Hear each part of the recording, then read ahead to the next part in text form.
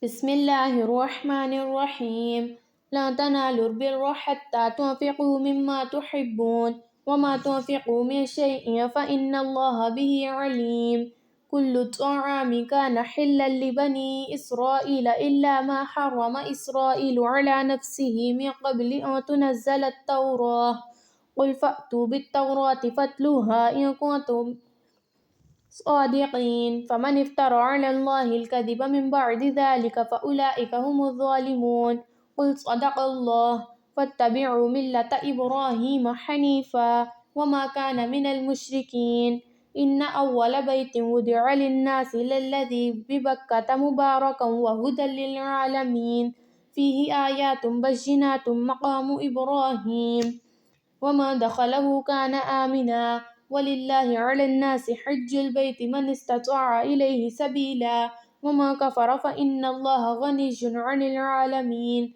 قل يا أهل الكتاب لم تكفرون بآيات الله والله شهيد على ما تعملون قل يا أهل الكتاب لم تصدون عن سبيل الله من آمن تبغونها عوجا وأنتم شهداء وما الله بغافل عما تعملون يا أيها الذين آمنوا إن تطيعوا فريقا من الذين أوتوا الكتاب يردوكم بعد إيمانكم كافرين وكيف تكفرون وأنتم تتلى عليكم آيات الله وفيكم رسوله ومن يعتصم بالله فقد هدي إلى صراط مستقيم يا أيها الذين آمنوا اتقوا الله حق تقاته ولا تموتن إلا وأنتم مسلمون واعتصموا بحبل الله جميعا ولا تفرقوا واذكروا نعمة الله عليكم إذ كنتم أعداء فألف بين قلوبكم فأصبحتم بنعمته إخوانا وكنتم على شفا حفرة من النار فأنقذكم منها كذلك يبين الله لكم آياته لعلكم تهتدون ولتكن منكم أمة يدعون إلى الخير ويأمرون بالمعروف وينهون عن المنكر وأولئك هم المفلحون ولا تكونوا كالذين تفرقوا واختلفوا من بعد ما جاءهم البينات وأولئك لهم عذاب عظيم يوم تبيض وجوه وتسود وجوه فأما الذين استودت وجوههم أكفرتم بعد إيمانكم فذوقوا العذاب بما كنتم تكفرون وأما الذين ابيضت وجوههم ففي رحمة الله هم فيها خالدون تلك آيات الله نتلوها عليك بالحق وما الله يريد ظلما للعالمين ولله ما في السماوات وما في الأرض وإلى الله ترجع الأمور كنتم خير أمة أخرجت للناس تأمرون بالمعروف وتنهون عن المنكر وتؤمنون بالله ولو آمن أهل الكتاب لكان خيرا لهم منهم المؤمنون وأكثرهم الفاسقون لن يضركم إلا أذى وإن يقاتلوكم يولوكم الأدبار ثم لا ينصرون ضربت عليهم الذلة أينما ثقفوا إلا بحبل من الله وحبل من الناس وباءوا بغضب من الله وضربت عليهم المسكنة ذلك بأنهم كانوا يكفرون بآيات الله ويقتلون الأنبياء بغير حق ذلك بما عصوا وكانوا يعتدون ليسوا سواء من أهل الكتاب أمة قائمة يتلون آيات الله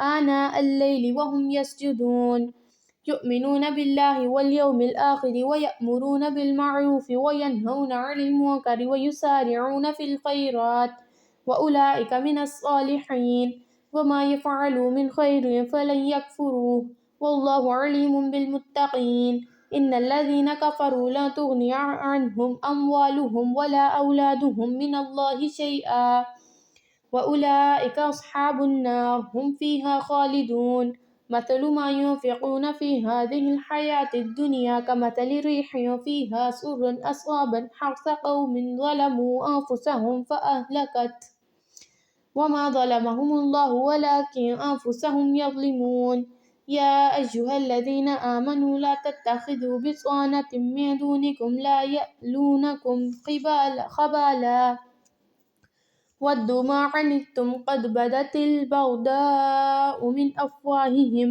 وما تخفي صدورهم أكبر قد بينا لكم الآيات إن كنتم تعقلون ها أنتم أولئك تحبونهم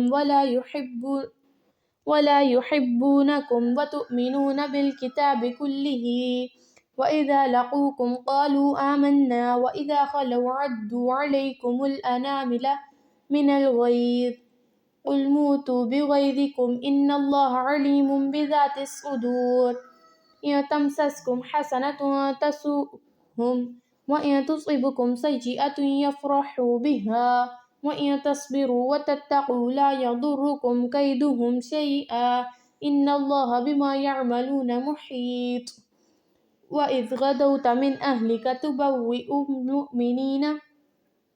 تبوئ المؤمنين مقاعد للقتال والله سميع عليم إذ همت طائفتان منكم أن تفشلا والله وليهما وعلى الله فليتوكل المؤمنون ولقد نصركم الله ببدر وأنتم أذلة فاتقوا الله لعلكم تشكرون إذ تقول للمؤمنين ألن يكفيكم أن يمدكم ربكم بثلاثة آلاف من الملائكة منزلين بلى إن تصبروا وتتقوا ويأتوكم من فورهم هذا يمددكم ربكم بخمسة آلاف من الملائكة مسومين۔ ترجمہ: تم نیکی کو نہیں پہنچ سکتے جب تک کہ اپنی وہ چیزیں خدا کی راہ میں خرچ نہ کرو جنہیں تم عزیز رکھتے ہو، اور جو کچھ تم خرچ کرو گے اللہ اس سے بے خبر نہیں ہوگا۔ کھانے کی یہ ساری چیزیں جو شریعت محمدی میں حلال ہیں بنی اسرائیل کے لیے بھی حلال تھیں، البتہ بعض چیزیں ایسی تھیں جنہیں تورات کے نازل کیے جانے سے پہلے اسرائیل حضرت یعقوب نے خود اپنے اوپر حرام کر لیا تھا۔ ان سے کہو اگر تم اپنے اعتراض میں سچے ہو تو لاؤ تورات اور پیش کرو اس کی کوئی عبارت۔ اس کے بعد بھی جو لوگ اپنی جھوٹی گڑھی ہوئی باتیں اللہ کی طرف منسوب کرتے رہیں وہی در حقیقت ظالم ہیں۔ کہو اللہ نے جو کچھ فرمایا ہے سچ فرمایا ہے، تم کو یکسو ہو کر ابراہیم علیہ السلام کے طریقے کی پیروی کرنی چاہیے، اور ابراہیم شرک کرنے والوں میں نہ تھا۔ بے شک سب سے پہلی عبادت گاہ جو انسانوں کے لیے تعمیر ہوئی وہ وہی ہے جو مکہ میں واقع ہے۔ اس کو خیر و برکت دی گئی تھی اور تمام جہان والوں کے لیے مرکز ہدایت بنایا گیا تھا۔ اس میں کھلی ہوئی نشانیاں ہیں۔ ابراہیم کا مقام عبادت ہے اور اس کا حال یہ ہے کہ اس میں جو داخل ہوا مامون ہو گیا۔ لوگوں پر اللہ کا یہ حق ہے کہ جو اس کے گھر تک پہنچنے کی استطاعت رکھتا ہو وہ اس کا حج کرے، اور جو کوئی اس حکم کی پیروی سے انکار کرے تو اسے معلوم ہونا چاہیے کہ اللہ تمام دنیا والوں سے بے نیاز ہے۔ کہو اے اہل کتاب تم کیوں اللہ کی باتیں ماننے سے انکار کرتے ہو؟ جو حرکتیں تم کر رہے ہو اللہ سب کچھ دیکھ رہا ہے۔ کہو اے اہل کتاب یہ تمہاری کیا روش ہے کہ جو اللہ کی بات مانتا ہے اسے بھی تم اللہ کے راستے سے روکتے ہو اور چاہتے ہو کہ وہ ٹیڑھی راہ چلے، حالانکہ تم خود اس کے راہ راست ہونے پر گواہ ہو۔ تمہاری حرکتوں سے اللہ غافل نہیں ہے۔ اے لوگو جو ایمان لائے ہو، اگر تم نے ان اہل کتاب میں سے ایک گروہ کی بات مانی تو یہ تمہیں ایمان سے پھر کفر کی طرف پھیر لے جائیں گے۔ تمہارے لیے کفر کی طرف جانے کا اب کیا موقع باقی ہے، جبکہ تم کو اللہ کی آیات سنائی جا رہی ہیں اور تمہارے درمیان اس کا رسول موجود ہے، جو اللہ کا دامن مضبوطی کے ساتھ تھامے گا اور وہ ضرور راہ راست پا لے گا۔ اے لوگو جو ایمان لائے ہو، اللہ سے ڈرو جیسا کہ اس سے ڈرنے کا حق ہے۔ تم کو موت نہ آئے مگر اس حال میں کہ تم مسلم ہو۔ سب مل کر اللہ کی رسی کو مضبوط پکڑ لو اور تفرقے میں نہ پڑو۔ اللہ کے اس احسان کو یاد رکھو جو اس نے تم پر کیا ہے۔ تم ایک دوسرے کے دشمن تھے، اس نے تمہارے دل جوڑ دیے اور اس کے فضل و کرم سے تم بھائی بھائی بن گئے۔ تم آگ سے بھرے ہوئے ایک گھڑے کے کنارے پر کھڑے تھے، اللہ نے تم کو اس سے بچا لیا۔ اس طرح اللہ اپنی نشانیاں تمہارے سامنے روشن کرتا ہے، شاید کہ ان علامتوں سے تمہیں اپنی فلاح کا سیدھا راستہ نظر آ جائے۔ تم میں کچھ لوگ تو ایسے ضرور ہی ہونے چاہیے جو نیکی کی طرف بلائیں، بھلائی کا حکم دیں اور برائیوں سے روکیں۔ جو لوگ یہ کام کریں گے وہی فلاح پائیں گے۔ کہیں تم ان لوگوں کی طرح نہ ہو جانا جو فرقوں میں بٹ گئے اور کھلی کھلی واضح ہدایات پانے کے بعد پھر اختلافات میں مبتلا ہوئے۔ جنہوں نے یہ روش اختیار کی وہ اس روز سخت سزا پائیں گے، جبکہ کچھ لوگ سرخ رو ہوں گے اور کچھ لوگوں کا منہ کالا ہوگا۔ جن کا منہ کالا ہوگا ان سے کہا جائے گا کہ نعمت ایمان پانے کے بعد بھی تم نے کافرانہ رویہ اختیار کیا۔ اچھا تو اب ان کفران نعمت کے صلے میں عذاب کا مزہ چکھو۔ رہے وہ لوگ جن کے چہرے روشن ہوں گے تو ان کو اللہ کے دامن رحمت میں جگہ ملے گی اور وہ ہمیشہ اسی حالت میں رہیں گے۔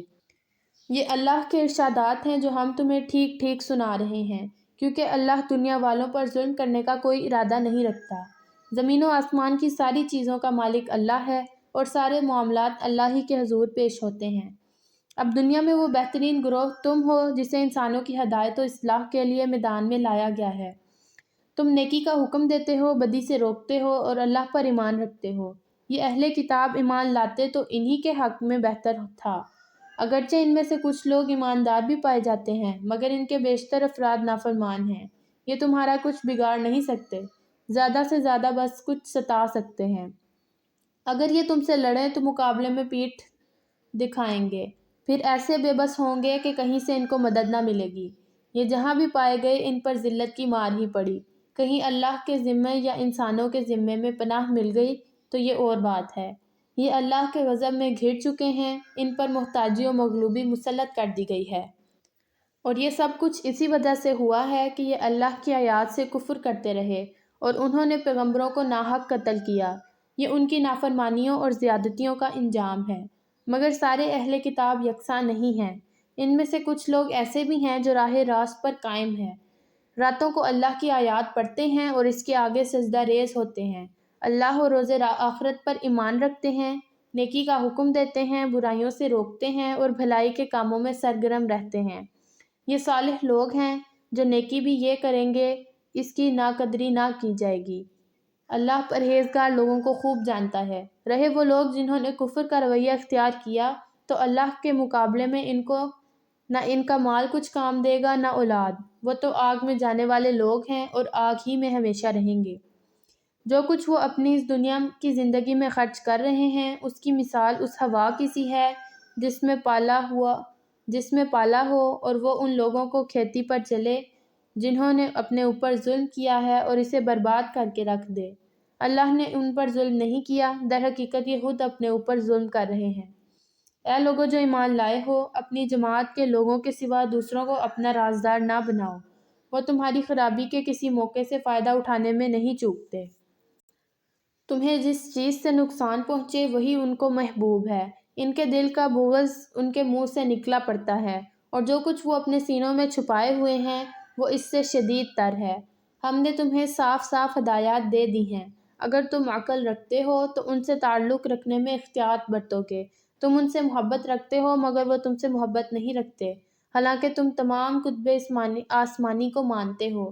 جب وہ تم سے ملتے ہیں تو کہتے ہیں کہ ہم نے بھی تمہارے رسول اور تمہاری کتاب کو مان لیا ہے، مگر جب جدا ہوتے ہیں تو تمہارے خلاف ان کے غیظ و غضب کا یہ حال ہوتا ہے کہ اپنی انگلیاں چبانے لگتے ہیں۔ ان سے کہہ دو کہ اپنے غصے میں آپ جل مرو، اللہ دلوں میں چھپے ہوئے راز تک جانتا ہے۔ تمہارا بھلا ہوتا ہے تو ان کو برا معلوم ہوتا ہے اور تم پر مصیبت آتی ہے تو یہ خوش ہوتے ہیں، مگر ان کی کوئی تدبیر تمہارے خلاف کارگر نہیں ہو سکتی، بشرط یہ کہ تم صبر سے کام لو اور اللہ سے ڈر کر کام کرتے رہو۔ یہ جو کچھ کر رہے ہیں اللہ اس پر حاوی ہے۔ اے پیغمبر صلی اللہ علیہ وسلم، مسلمانوں کے سامنے اس موقع کا ذکر کرو جب تم صبح سویرے اپنے گھر سے نکلے تھے اور احد کے میدان میں مسلمانوں کو جنگ کے لیے جا بجا مامور کر رہے تھے۔ اللہ ساری باتیں سنتا ہے اور وہ نہایت باخبر ہے۔ یاد کرو جب تم میں سے دو گروہ بزدلی دکھانے پر آمادہ ہو گئے تھے، حالانکہ اللہ ان کی مدد پر موجود تھا، اور مومنوں کو اللہ ہی پر بھروسہ رکھنا چاہیے۔ آخر اس سے پہلے جنگ بدر میں اللہ تمہاری مدد کر چکا تھا، حالانکہ اس وقت تم بہت کمزور تھے، لہٰذا تم کو چاہیے کہ اللہ کی نافرمانی سے بچو۔ امید ہے کہ اب تم شکر گزار بنو گے۔ اے نبی صلی اللہ علیہ وسلم، یاد کرو جب تم مومنوں سے کہہ رہے تھے، کیا تمہارے لیے یہ بات کافی نہیں کہ اللہ 3000 فرشتے اتار کر تمہاری مدد کرے؟ بے شک اگر تم صبر کرو اور خدا سے ڈرتے ہوئے کام کرو تو جس دن آن دشمن تمہارے اوپر چڑھ کر آئیں گے، اسی آن تمہارا رب 3000 نہیں 5000 صاحب نشان فرشتوں سے تمہاری مدد کرے گا۔